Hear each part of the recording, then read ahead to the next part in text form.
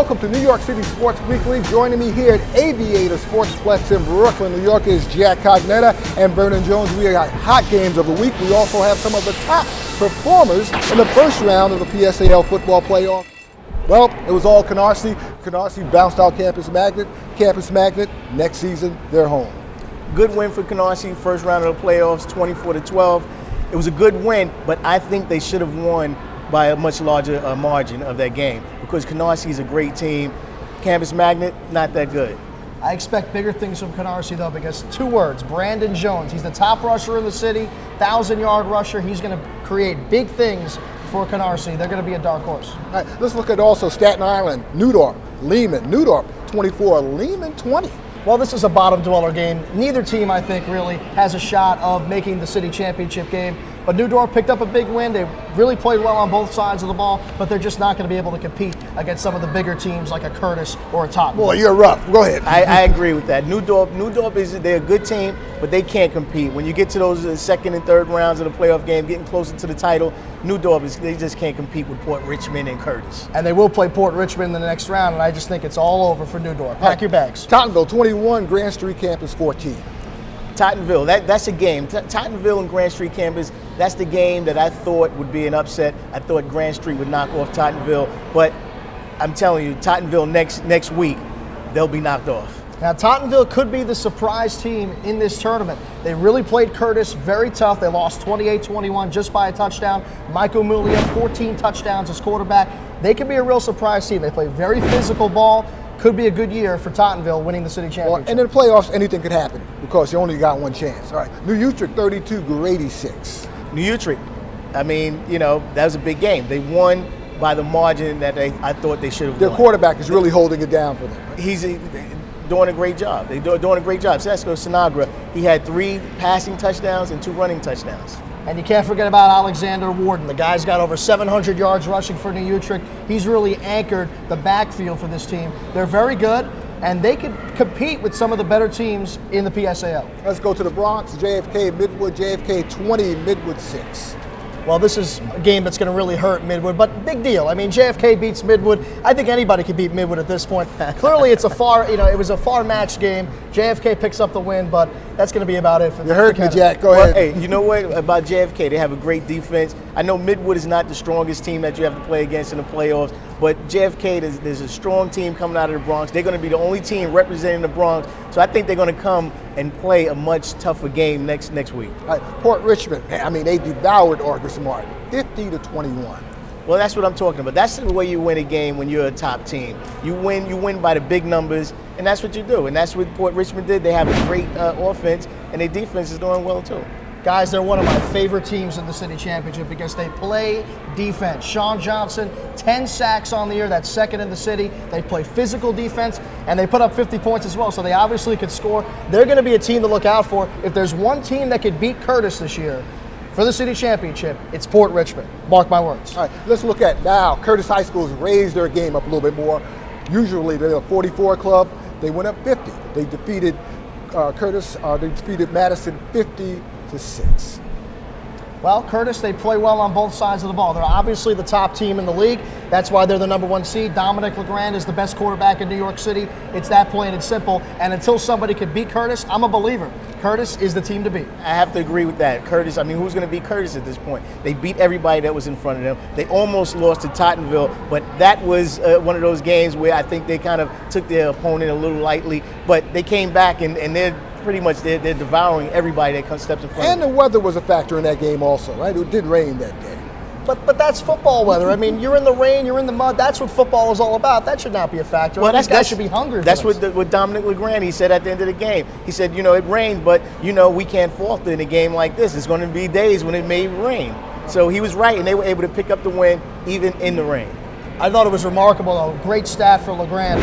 30 touchdowns on the year. 16 passing, 14 rushing. Tremendous athlete. All right, our game of the week, Fort Hamilton, Sheepshead Bay was Sharks and Tigers and Sharks. Anyway, Sheepshead Bay was out of the water, 47-22. Hey, I think Fort Hamilton played a great matter game. of fact, let's go into our madman, who's quite a character, predicts games every week, right? This guy, and he's been right.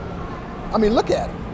Well, the Madmen predicted this game. They predicted Fort Hamilton to win, and Fort Hamilton, they won big. They tore Sheepshead Bay up from the beginning of the game. Sheepshead Bay scored the first touchdown, but after that, that was all Fort Hamilton. They had a great offensive game, great defensive game. I think they played a good game. They played a good game, but Vernon, let's bring things back down to earth for a second. They gave up 230 yards on the ground against a Sheepshead Bay team that really doesn't run the ball that well. You cannot do that against a team like Curtis. That's who they're playing in the second round. Curtis is going to stomp all over them. Yeah, they picked up the win, but the score was deceiving. You cannot give up 230 yards rushing on the ground.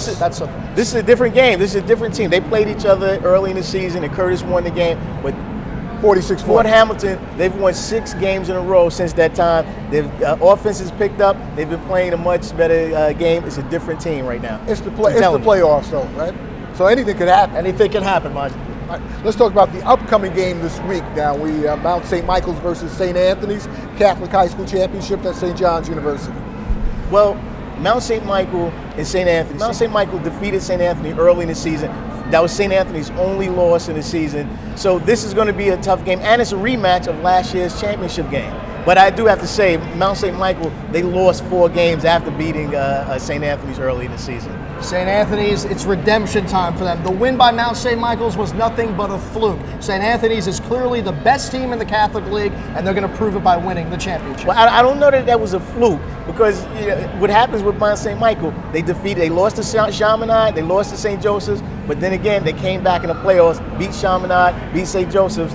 They may beat St. Anthony's again. All right, we'll be there at St. John's, right? And hopefully this upcoming high school basketball team, Thomas Jefferson, on the road to the high school basketball title, will be at St. John's in the playoffs. We'll have more of that right after this.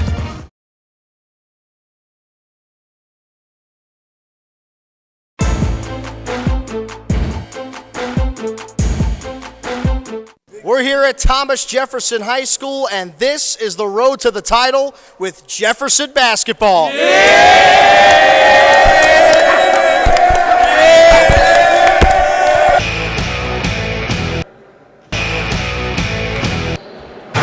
Thomas Jefferson had plenty of ups and downs last season. They went just 6-8, and a fight with Paul Robeson High School forced them to forfeit 4 of their games. But they say they've learned from their mistakes and are fired up for this season. I have nightmare about the season, and I can't wait, man. I can't wait. I don't got nothing more to say. I just can't wait. Last time Thomas Jefferson High School won a PSAL basketball championship, Leave It to Beaver was on TV. But with new coaches and a revamped basketball program, they're excited about making a championship run once again. I come here and shoot jump shots, and I sit down for like 10 minutes and just stare at that banner up there. And I just hope that we win it all this year. And they have the weapons to do it. 6'2" point guard Keith Spellman is one of the top players in the city. He averaged almost 22 points a game last year and is going to lead the offense. Joel Wright is one of the big fellas inside. At 6'5", Joel could score inside and make big plays in transition. And Devontae Grace is the new kid in town. The Orange Wave expect big things from him. He's quick, a scorer, and plays with a lot of heart. And although the season hasn't even started yet, the players are feasting their eyes on champion Lincoln. If we beat Lincoln this year, what would I have for dinner? The next team. The very next team. Whoever's next, we're going to eat them up, and we're going to keep going, try to be undefeated, and just go straight to the garden. Now let's say you beat Lincoln. What are you having for dinner that night? I don't know. I might can't even sleep. I'm going to get on the horn with everybody. I don't know what I'm going to eat. Hopefully they take us out or something. At Thomas Jefferson High School in Brooklyn, New York, Jack Cognetta, New York City Sports Weekly. Jack, you were there. You attended Thomas Jefferson's basketball practice. How do they look for the upcoming season? Well, they look really good. They're pretty fired up. Keith Spellman is one of the top players in New York City. He averaged almost 22 points a game last year for Thomas Jefferson. They're really trying to work on team chemistry. They had to forfeit 4 games last year because of a fight with Paul Robeson High School, and they're really trying to work on their team attitudes, getting their grades up. So they're really focused this year, a lot more focused than they were last year. They seem a lot more mature. You can expect big things out of Thomas Jefferson. Are they going to beat Lincoln or, boys and girls? I don't know about that, but they are a pretty good team. Well, I do know about that. They're not going to beat Lincoln or boys and girls. The chemistry, I love the kid Joel Wright. He's the big kid that they have.